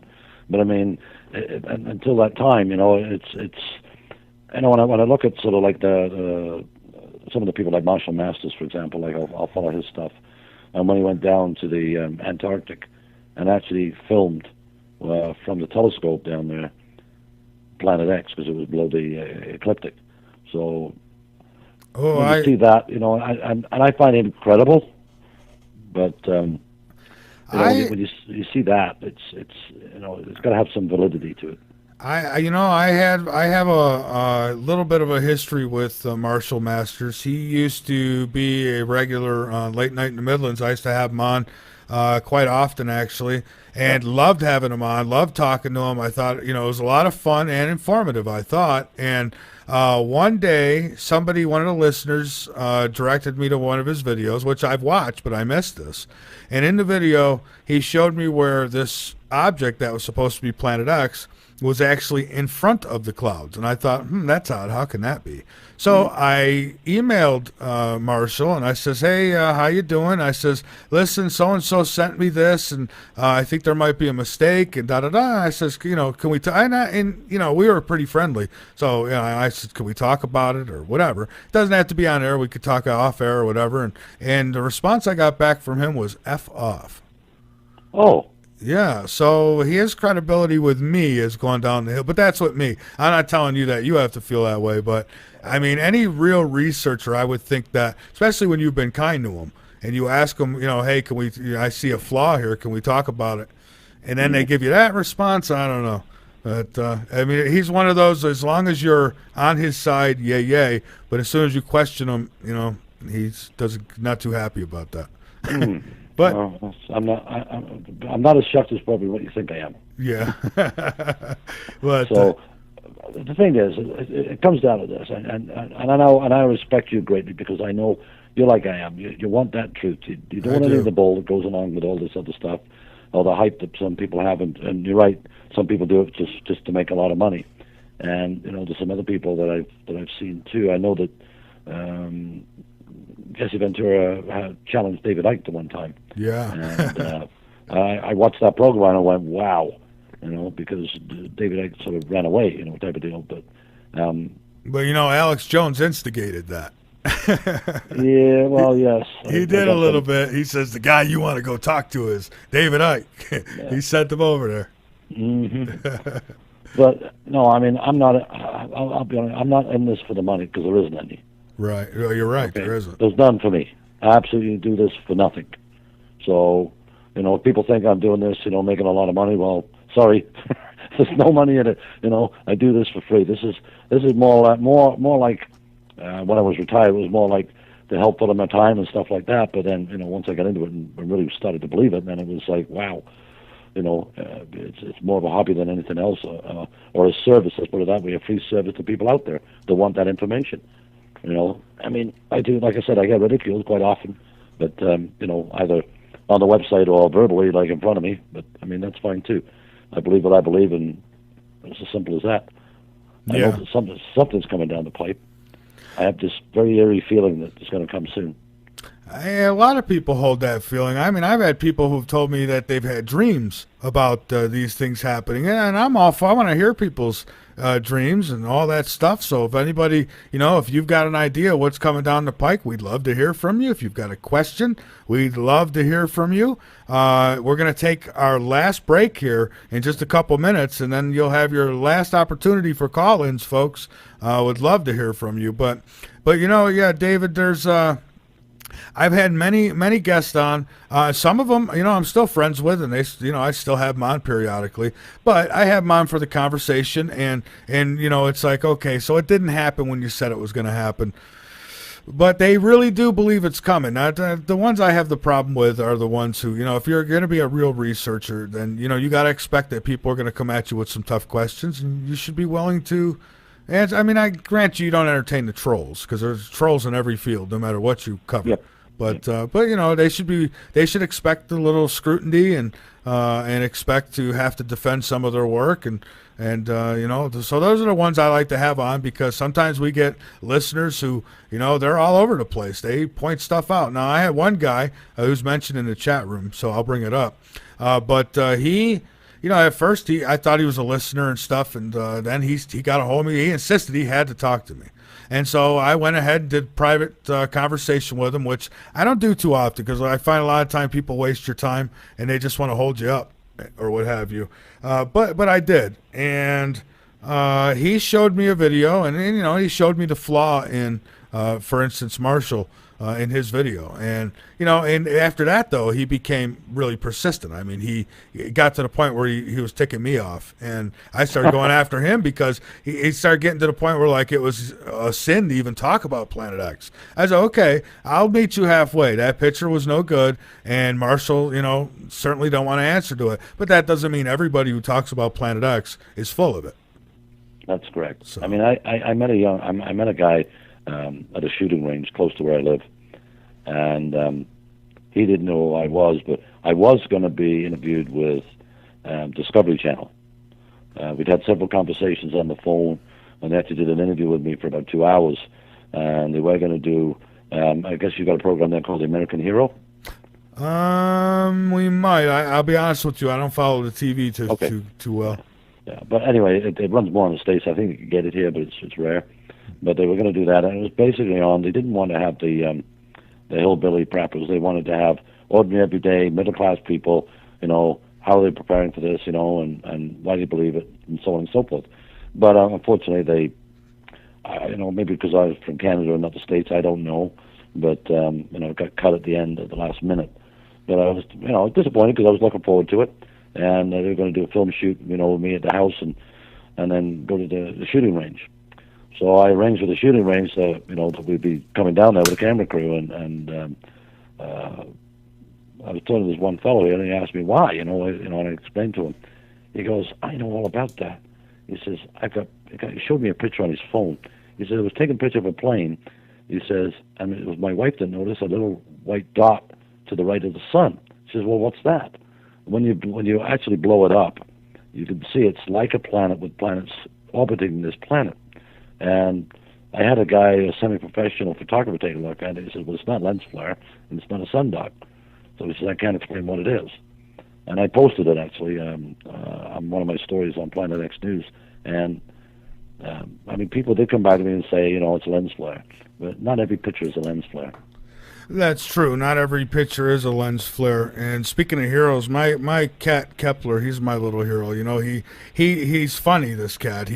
We got what's called palmetto bugs. That's what they call them here in South Carolina. And what they really are, it looks like a roach on steroids. Well, these things, they fly, and you know, you open the door, they'll fly in or whatever sometimes. And when it gets hot out there, they sometimes could be really pesty. And my cat, he won't mess with them. He won't jump on them and do what a cat should do, but he'll always warn me when they're there. It's like he tells me. He taps me. He stares at it. He's like, you know, Daddy, look, you got to see this. So thank you, Kepler. So that problem is taken care of. These things are huge. They're like dinosaurs. Wow. But live up here. But you know, I hear you with the whole TV thing. You know, I was on my first TV show that I had ever been on. I had Survive. What the heck? Survived? I think that's what it's called. But anyways, it was about ghost stuff, you know. And so I did it. That went through. It went nice. It went well. They treated me well, and so, you know, that was my only experience. So as far as, I didn't know that they cut you like that once they, you know, contact you to do something like that. Mm-hmm. Yeah, but you know, I mean, that's show business, right? Well, I guess so. Yeah, it is. I mean, in my episode, they interviewed my daughter too, but they cut her out. So. Yeah. Well, I mean, like, when people ask me, well, you know, I mean, you know, they say, well, wouldn't it be better if I went up north and, you know, stayed in a log cabin and, you know, looked after myself there? I said, well, yes, but I mean, you'd have a hard time surviving on your own. I said, because you need a group of people. You need a minimum of about 150 people with all different skills in order to survive. I said, you need people that are able to protect that group. You need, you know, medical people. You need all kinds of different skills, so you can at least maintain some sort of standard of life. Yeah. You know, Yeah. Okay. you know, I mean, it's fine if you live out in the country, you got lots of land and wood and water and you know, stuff like that. I mean, that's a good thing. But I mean, you can't stay awake 24 hours to keep an eye on it in case somebody comes and wants to take it away from you. That's right. That's right. And the show is Paranormal Survivor, by the way. See, it's Oh, yeah. yeah. So you probably know. I think it's really based in Canada. But anyhow, so yeah, you know, and that's the thing. And despite taking water from you, again, I go back to the nuclear power plants, and that would be the biggest, I guess, the biggest problem I see happening is when the power goes out. I mean, those things are going to probably be a last priority. Well, I mean, they've got standby generators and stuff, but I mean, obviously they require fuel too to keep running, diesel fuel or whatever. And you know, once that fuel runs out, then it'll take a little while, but I mean, it will eventually the water will evaporate, and there they are. Yeah. All the fueling rods just left there. Yeah, not good at all. Well, hang on with me one more time, Dave. And we're going to take a break here, and we'll come back, and we'll take any calls if we get them. Again, last chance for calls. There is a couple questions in the chat, so private message to me, and I'll get to those as well. David, one of our listeners asked, what would be, in your opinion, the best places to be when this happens? Well, from what I understand, Saskatchewan or Manitoba here in Canada is probably one of the best places to be. Certainly inland, if you're in the U.S. I think it's Denver, which is like 4,000 feet above sea level, I believe. Oh yeah, Denver, Colorado. Yeah, a lot of the Fortune 500 companies seem to have moved their head offices there, along with some of the government offices as well. I thought that was kind of strange. Yeah. What about the DUMS? I guess that would be the underground facilities said to be in New Mexico, or I guess the same ones that Jesse Ventura went to. Yeah, there's 130 of them. Oh, there are 130 of them. There's 130 of them interconnected by interstate highway. Holy smoke, that's a lot. I didn't know there was that many. I knew there was a lot, that they were big, but I had no idea. Yeah, and they've got a very fast underground train, I believe. There's Mach 2 or something. Yeah. All done by magnets or whatever, or some sort of propulsion. I don't know. No. But yes, the actual best place to be is way up north of Canada. But I mean, it gets really cold in the winter. But I mean, if the Earth does a pole shift itself, like the whole Earth, then we'll end up here in where I live. We'll probably end up at the equator. At the equator, yeah. So, you know, but when the land, I guess some people probably pictured, okay, so the land will move, and they might look at it like an amusement park ride, like they just hang on and they'll be okay. Well, I don't think it's going to be that smooth, is it? No, it's going to be probably one of the roughest rides they've ever had. But there'll be a lot of earthquakes, a lot of volcanoes blowing off like crazy. It's going to be pandemonium.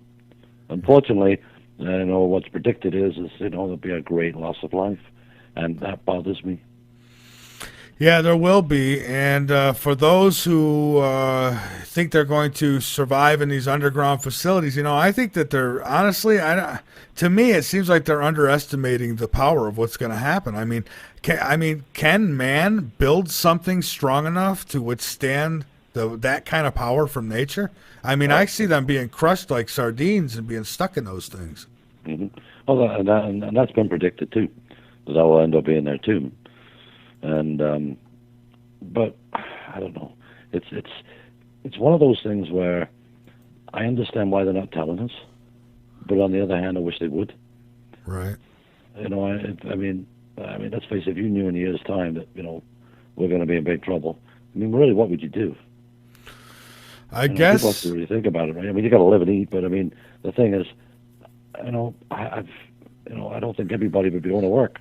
No, I don't think so either. And at that point, I would think, well, what do we have to lose? If people would start looking for the entrances to these underground facilities, there would be a lot. I mean, look what they do to stop a Trump rally. Imagine what they do if they knew they had a week left or even a year left. They'd be tearing the earth apart looking for these things.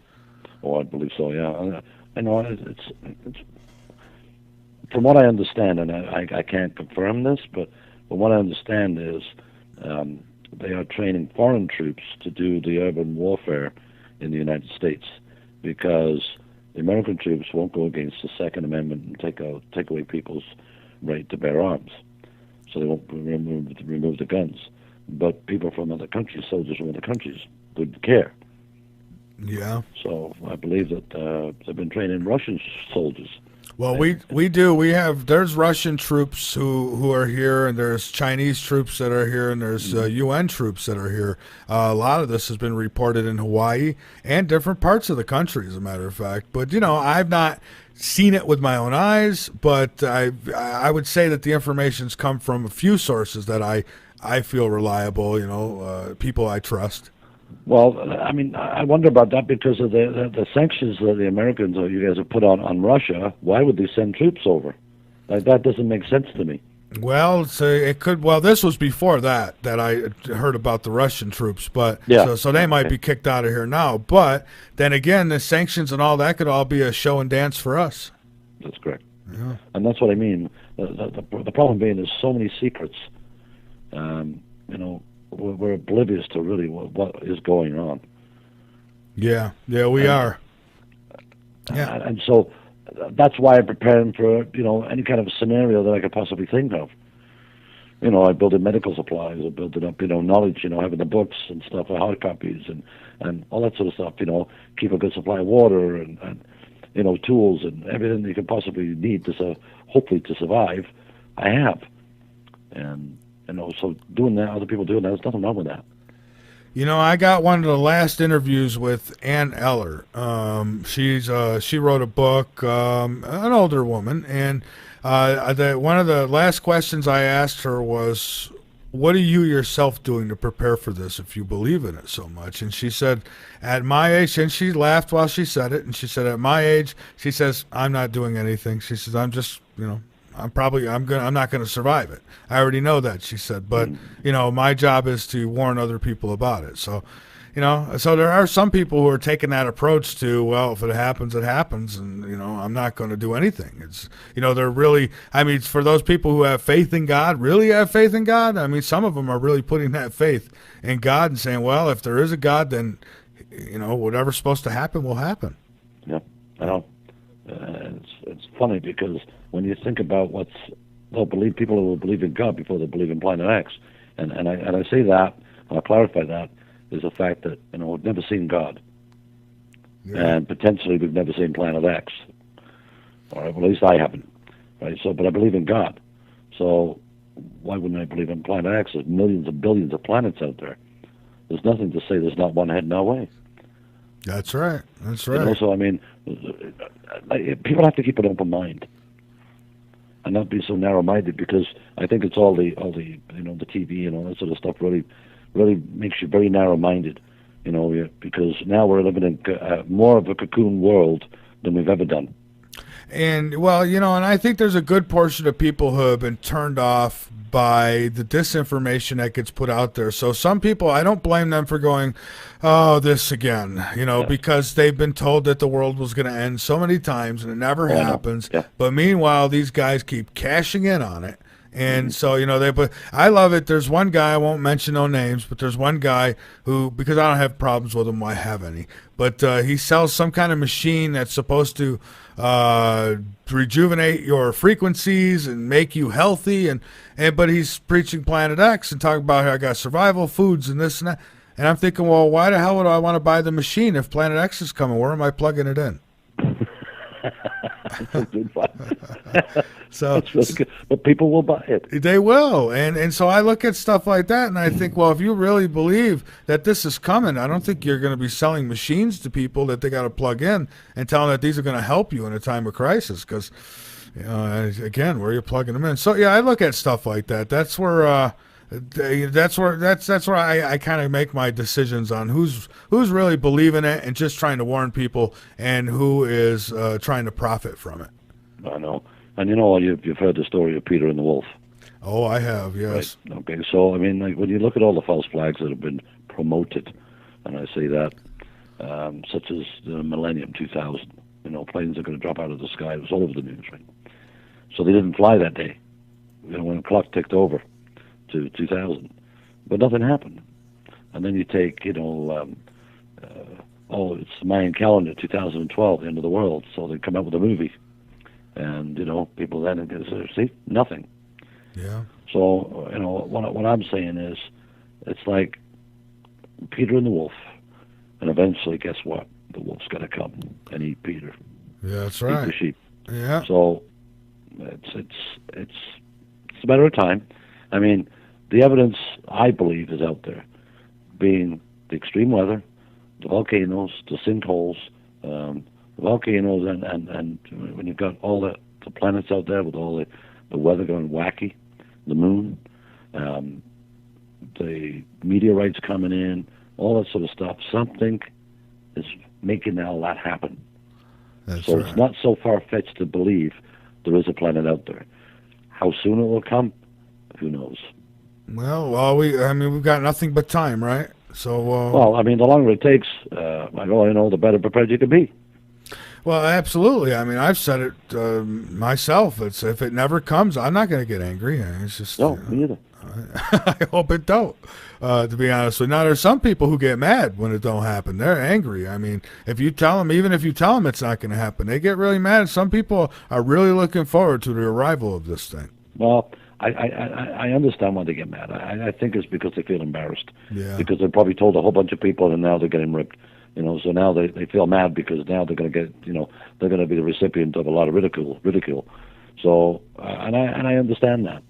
Even some of my family say, well, and when is it going to happen? And, and they sort of chuckle, and I go, well, I don't really know, but I'm just being prepared. Well, nothing happened this day. And they said, well, something was going to happen. I said, well, some people do make wild predictions. Well, I had a guy who was a guest and used to come into our chat, and he used to tell us that the moon was going to implode on a certain day, and that day finally rolled around and nothing happened. And boy, we don't hear from him at all no more. Just disappeared. Well, all you really need, and just for your listeners too. I mean, don't worry about Planet X necessarily. All you need is an X-class flare big enough it will knock out all the electronics, including the power plants. And it could even do more than that. I mean, it could, depending on the strength of it. Yes. Have you got a real big one? It happened back in the 1800s. So we had a big one there, but we didn't have a lot of electronic. All we had was the telegraph wires. But it completely blew those up.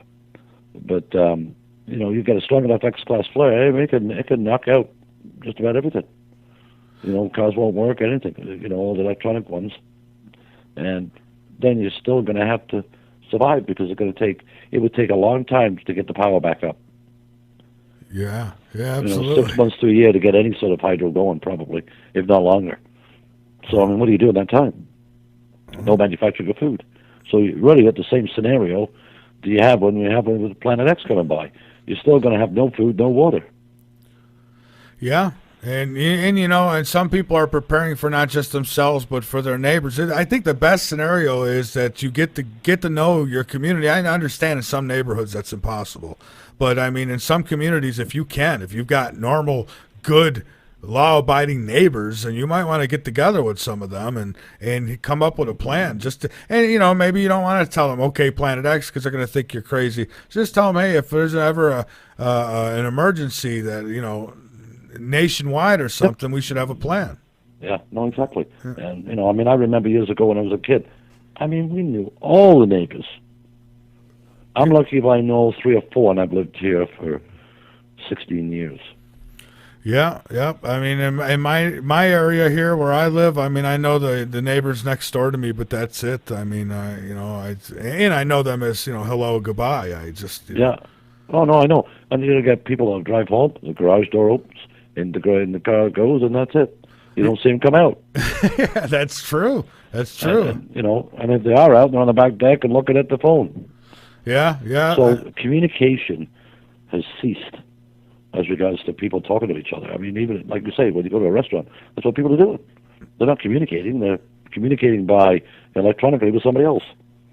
Yeah, people are so used to disconnecting with social medias and stuff. Like when they had enough of you just clicking the button saying the hell with him, I'm done. And now, and when you're interacting with people in person now, you can tell who is so overly connected to technology they can't handle a real conversation. They don't know how to act. That's correct. Yeah, so we've advanced technology-wise, but spiritually-wise, we've gone backwards.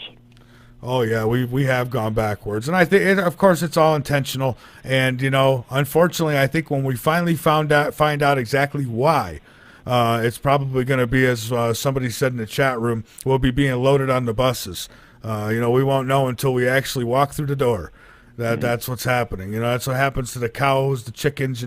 They don't know what's going to happen until they're in line for it to happen, and then it's too late. But I got a question for you. Sure. Why would the Catholic Church have one of the biggest telescopes in the world and name it Lucifer? That is a great question, and I've asked that question before, and the only abnormal answer I got was someone says, well, the telescope was actually already there, and it already had that name, but they rented it, is what somebody tried to tell me about it. But the fact is, the Vatican, no matter what, is using it, and that is the name. And yeah, I think they actually built it, to be honest with you. But okay, they probably did. And my question, too, is because the Pope really had to go at Trump about him building that wall between the U.S. and Mexico. He says you don't need walls. And why is there a 20-foot wall around the Vatican? Yeah, exactly.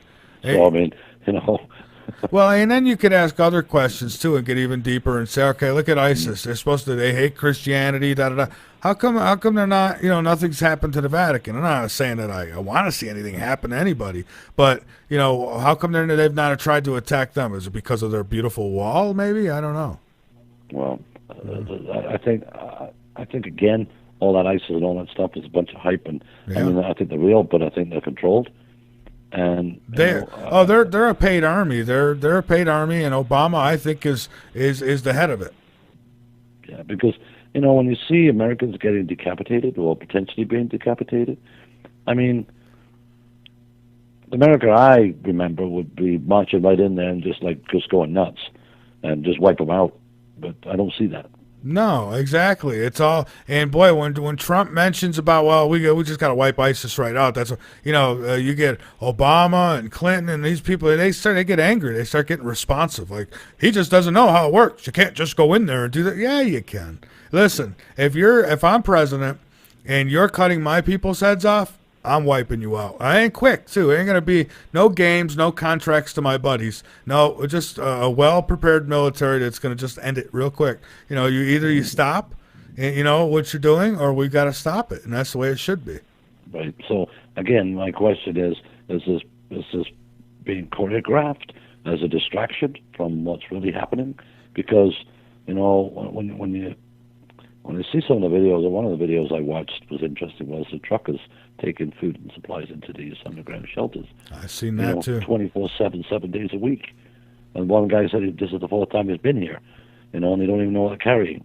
So, they're preparing for something. They don't just load up and let it sit. They're preparing for something.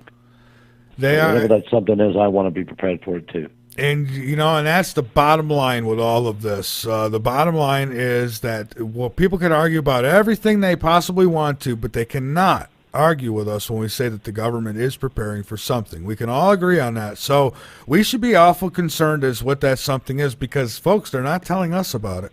There's no transparency at all.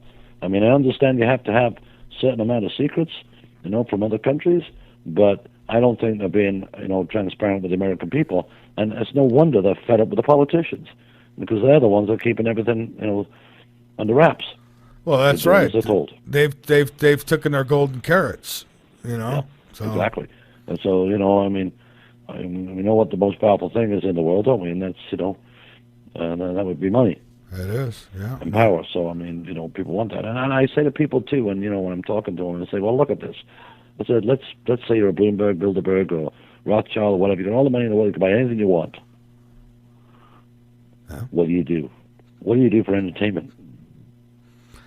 Well, I guess if you put me in that predicament, I'd be doing everything I can to cure diseases, world hunger, making sure that we could advance into space and start colonizing other planets. That's, I mean, in a perfect world, if people like you or I were in charge, these are the things that would be happening. Yeah, well, that's because you're a nice guy. Well, right? You got to look at these people. All they've done really is rape and pillage the working people, and accumulated all the wealth, and so they have to have like a game they can play. So they play with the entire planet and play people like pawns. So it's like a kid going on and playing Warcraft, you know. Yeah. So that's what I believe is what they're doing, is just setting things up. Let's have this here, let's have that there, because when you got all the money in the world, you can buy anything you want. You've got to be bored. Yeah. I guess so. Well, these guys, I don't know if they're putting a lot of their resources into figuring out how they could live forever. Yeah, well, yeah. They are. I mean, they're the CEOs of Google's and the founders of these social medias, even Pimpleface, their Facebook guy. These guys, they're putting their billions of dollars into technologies that can keep them alive forever. I know that they're talking about being able to upload their brain waves, everything who they are, I guess, right up into a computer with a brain that can learn. These are the kinds of things that they're hoping for. So your Rothschilds and people like that, they don't ever want to be out of power. I mean, that's how these people think. Yeah, it's really something to think about. I mean, they're talking about what's that movie I Robot with Will Smith, and you see that's what they're heading towards now. Yeah. Having those robots, and the same with, the movie that Arnold says, I'll be back, and that sort of stuff. So when you get to that point, you kind of wonder. You do. And David, it's we've already shot through here. We're down to the last few minutes. So what I would like to do first is thank you so much for being here tonight. I have immensely enjoyed conversation with you, and I'd like to give you the floor to get out anything that you'd like, whatever it might be, appearances, websites, you name it. The floor is yours. Well, thank you, and I have to say that I've really enjoyed myself. This time has flown by. It has. And, and I really appreciate you having me on, and I'd love to come back any time. And I got to thank Brad at PlanetXNews.com. He's the one that hooked us up, and he's done that quite a few times for me, and I hope we have represented them as well. Oh, you have. Anybody wants to contact me, can go to the site. Hey, get on to become, sign up, be a member. It's free, and put your comments on there and send stuff. And I said, I always give people credit when they send me stuff. I never take it myself. And if you ever read any of my articles, you'll see that I always give the credit for. Someone sends me a photograph, I'll say who it is, provided that's what they want. Great. So listen, thank you very much. All right. Well, hey, thank you, too, and you're welcome back anytime. Stay in touch. We could do these Planet X updates every now and then. I wouldn't mind. Sure. No, that'd be good, and, maybe we could do a little bit of UFOs, too, at the same time. Yeah, absolutely. Well, next time, maybe we'll get into that. We'll take a couple hours, and we'll just talk about that whole ordeal. That'll be wonderful. And, just find me an email or whatever, or maybe I'll email you, and we'll keep in contact. All right. Sounds good. All right. All right, sir. Yes. Thank you so much, and have a great night. Okay, you too. Thanks very much. Right, Bye-bye. Bye-bye. All right, everybody. There he goes. And again, we've got him linked up on the homepage. Dave Hines. I've really enjoyed talking with him. I mean, Thank you for listening to the first hour of Late Night in the Midlands. To finish listening to this episode, go to lnmradionetwork.com and become a subscriber. Becoming a subscriber is easy. There is a link on every page to take you to the subscription page. The cost is low, and you would be supporting Late Night in the Midlands and all of our efforts to bring you the truth. Again, go to lnmradionetwork.com, click on the subscribe button, and you can finish listening to this episode, as well as all of the other shows that are in our archives. Hello. Good evening, Dave. This is Michael Vera with Late Night in the Midlands. How are you? Good evening, Michael. I'm fantastic. How are you? I am doing just fine, and it's great to talk to you tonight. And I do thank you so much for taking time out to be with us. Oh, no, it's my pleasure, for sure. All right. Well, we've got an interesting topic here tonight, and I have been all over the Planet X News website, and I tell you, I find a lot of interesting stuff there. I'm going to be spending a little more time there. It's full of goodies. So I thought maybe we'd start out with a little bit of background and most people probably don't believe when they hear about something like this. So what got you going down this Planet X trail? Well, I'll tell you the story. I work in the nuclear business, and I was up at a nuclear plant working, and there was a colleague of mine that mentioned the fact about this Planet X. And I've always been interested in, science and the stars and UFOs and all that sort of stuff. So it kind of tweaked my interest, but I really didn't pay a lot of attention to it in the beginning. And then one day I thought, I'll check it out on the web and stuff. And I went around. There was lots of information on this Planet X. And when I got to Planet X News, I kind of liked that site, and I started to read the stuff. And I'll be honest with you, I was a skeptic. I did not believe that there could be this rogue planet with a bunch of others with it coming into our solar system. And I just didn't believe it. It took me, I think, it still got my curiosity, though. And I think it took me 2 years before I'd even believe it. That's how long it took me for researching this stuff, listening to people, find out who was credible, who was not. It took at least that long to find out, who was credible and who was giving out some good information that I could believe. Right, and that's the key. Who's credible? That's been my experience. I've been doing this for 8.5 years, and I have had several guests on about Planet X. Some of them have now retired and they're not around no more. But a good majority of them, I don't have back on because I've found where they have been. They're just in it to fill their pockets, and they're taking advantage of people. And you know what? And I agree with you 100%. And when I started to write my articles, and I got started with Planet X News because I was retired, but since gone back to work because of Planet X actually, and I'll explain that a little bit later. But when Planet X News was advertising for writers, I thought maybe I could write one or two, and I contacted Brad and I said I might be able to write one or two. He said okay. He said that's fine. So I started off as a guest writer. And, when I started to write, I couldn't stop. I was probably writing 2 to 3 articles a week.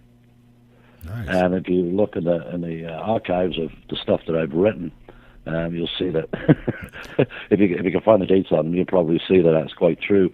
But the information that I gathered was incredible. But what I wanted to do was, I'm just an ordinary fellow. And I know there's a lot of people out there like myself. They don't have a degree in science. They're not astronomers. They know very little about that stuff at all. But I think they know that they've been lied to or being lied to. And what I wanted to do was sort of, hope they don't object, but try to represent them as an ordinary citizen, so to speak, to try and gather all the information I can and put it on that website. And I appreciate that, and that's what I want, really, and that's what I set out looking for when I sent out an email and got you here. Is I was looking for, first off, I wanted somebody everybody hasn't plastered all over the place already, and I don't know, honestly. Until I found you, I find that you've been in this and you've been doing this a while, but you and I haven't crossed paths yet. So that was important, and also important as to how serious you take it, and I'm taking it that you take it pretty serious. Well, you know what? I'll be honest with you. It is scary. And the people that I've spoken to, and I've spoken now to quite a few people throughout the world, and it really affects their families, them and their families. I was astonished that just how much it does affect people. It affects their marriage, their relationships, all this sort of stuff. Because you have one partner that really believes and wants to prep and protect his family, and then you have maybe the wife. Not all in every case, but maybe the wife that thinks the husband's going absolutely crazy. Yeah. I know of a few people like that where they split up because they couldn't agree. Yeah, and my wife, God bless her, she doesn't object to me doing this. She supports me in a certain way, but I think she's like most people. They don't really want to know, don't want to believe that it's true. And I think there's a lot of people out there that think the same way. This couldn't possibly happen. We've got nice blue skies and all this sort of stuff. But when I looked at all the evidence of the changes, not only on our planet, but all the other planets in our solar system, that's a matter of record with NASA, that the weather on Venus and all these other planets has gone absolutely haywire. And that just doesn't happen. Something has to cause that to happen. Yeah, and there's always excuses for this stuff. I mean, I've had some say, "Oh, well, that didn't really happen. People are making that up." But I know for a fact that these other planets have been affected temperature-wise. Oh, yeah, they have actually violent storms on these planets now, which they never had before.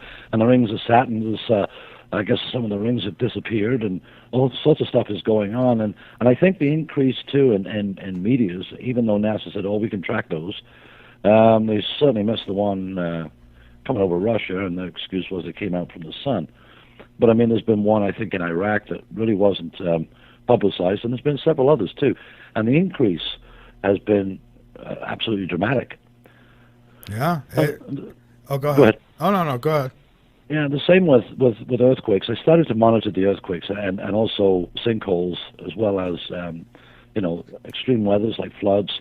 I mean, this is unprecedented, the things that are going on. And David, if I may, you mentioned earthquakes, and I got to say, I've had Dr. Rand, who is on this, he does a show here, and Peter Kling, they do a show together. Them two have been talking about the earthquakes, and I knew that it picked up, right? But I didn't know, I finally listened to them guys, and I went ahead and I signed up at the USGS website and started getting these earthquakes sent to me, and I want everything that's 5 or more. And I'll tell you what, in the last week I've had I think 4 or 5 that were well over 6 that have come to me. I mean, that's a lot. I know, and I watched the program when I first started to investigate this. Do you remember the program with Jesse Ventura, Conspiracy Theories? Oh yes, I watched that, and I found that extremely interesting. And they brought up the thing about the underground bunkers that the U.S. had built. And when I realized and dug in deeper and find out more about them and discovered they built over 130 of them, mainly I think they're all actually sort of inland, away from the coast, and they're all interconnected by highway 1.5 miles down. And I'm thinking, well, why would they? If you want to have a nuclear shelter, why would you want to connect them, sort of by road? So there must be another alternative reason for the road. And I think it's a great way to disperse and transport, troops without anybody's knowledge. That makes sense to me. I know. I've seen photos, and I'm not somebody who takes every photograph to be. For me, I've got to trust who I'm getting it from, then know that they didn't Photoshop or what have you. And I've seen pictures of what seems to be farms underneath the ground, where they've literally got farms, artificial sunlight down there that they're growing stuff with. I've seen the roads, almost like stores built down there. It's insane what they have. Well, exactly. I mean, that I believe, when you go back to 9/11, just before 9/11, I believe that the military was hauled up in front of Congress and asked, how come they're missing $41 trillion out of the budget? Where did that money go? And then 9/11 hit, and it all got swept under the rug. Well, I think I know where the $41 trillion went. I think it's building all those underground bunkers for the elite. Yeah, and when we say bunkers, I mean, people are probably picturing these small little survival bunkers. No, we're talking about. I mean, they've got literally cities under the ground. Yeah, well, they have those moles that they used, which are about 60 feet in diameter, that actually bore through the earth, and they bore through the earth quite quickly. And some of them, from my understanding, I could be wrong, but some of them were actually nuclear driven. Oh, I wouldn't doubt that. Now, I've always thought this is what would be a good explanation for, people report hearing these rumbling sounds. I mean, what are these sounds? They say it sounds like trumpets playing or something. Yes. Yeah, I think that's probably what they were hearing, and these tremors that they'd get. Probably these bore machines underneath the ground. Well, that could well be. And the fact that, on that program that Jesse did was they discovered they had acres and acres of these 3-tier coffins out in the open. And, Jesse's obviously, was asking, well, what are they for? And as soon as he had that on TV, they all disappeared. They got removed. Yeah, so, that's I right. mean, if you've got a good explanation for them, why would you move them so quickly? So I found that very suspicious, and I'm finding a lot of things extremely suspicious.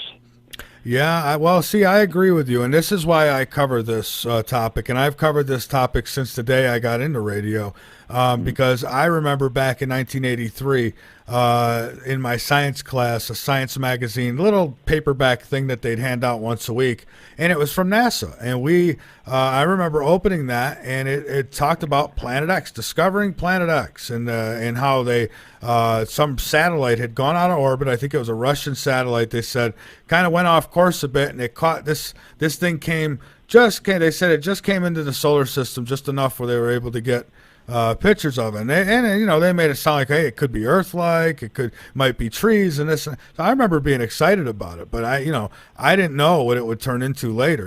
Later down the line, I start hearing about it, and it rings bells, and I say, hey, I heard about that Planet X.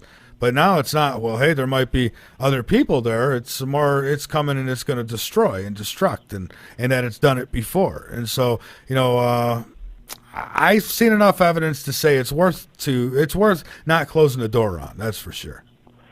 Well, and I agree 100%. And one thing I did notice, and I did write that in the article and ask other people if they could notice too, is like I was always very interested in UFOs as a kid. Yeah, me and too. Aliens, and this is going to tell my age, but I used to watch that thing called Flash Gordon. I don't know how old you are, but I remember it, but I'm not quite that old. But I've always been into the older stuff. I'm going to be 45 in August, so. Oh no, you're just young.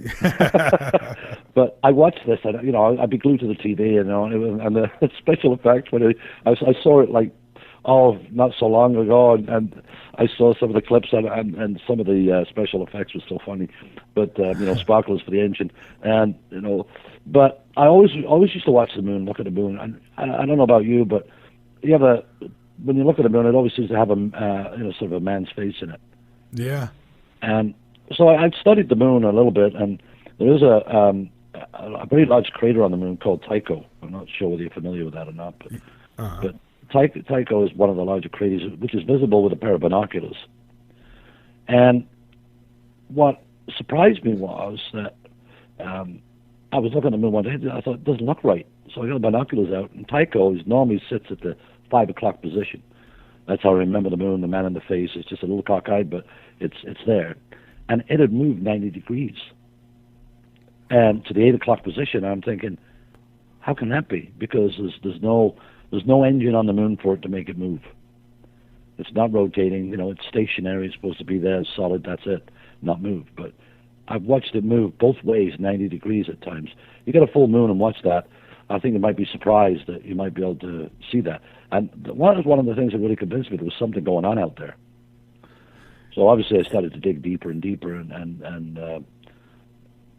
find out more information. And again, it's from the people I think that are credible. And I've actually contacted one person. I'm not going to mention names because I don't want to, single people out. But I contacted one person who is quite well known, and I asked him a question and stuff like that. And the reply I got was not really what I expected. Let's put it that way.